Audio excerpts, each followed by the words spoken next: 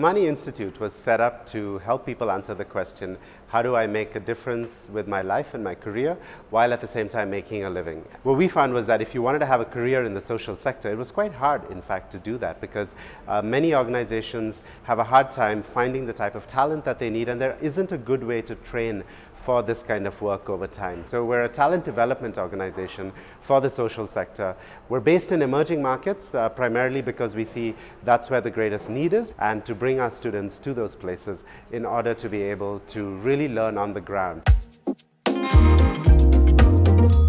Students come from all around the world. About 30 to 35% of the class tends to be from Kenya. Unlike in a place like the US or England or even a place like India or Brazil, where it's increasingly common to build a life in the social sector, that's quite uncommon still in Kenya. And to really kind of say, I am going to make a difference, I'm not going to pursue a job with a big company, but I'm going to try and be a social entrepreneur or work for an NGO, that's a mark of courage over here. And so our Kenyan students inspire me a great deal.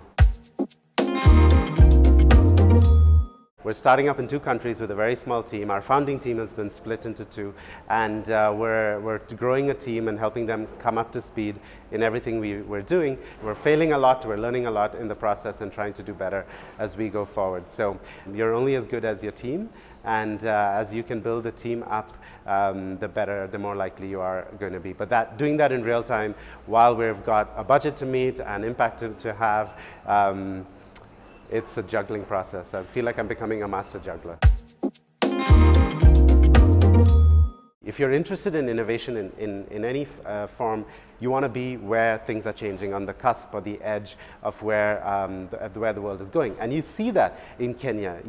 In the last half a decade or so, we've had mobile money come out of Nairobi. We've had crisis mapping come out of Nairobi after the post-election violence here in 2007. These are innovations that are spread around the world now. So Kenya is a wonderful place, and Nairobi in particular is a wonderful place to actually see the future. And that's why we're here.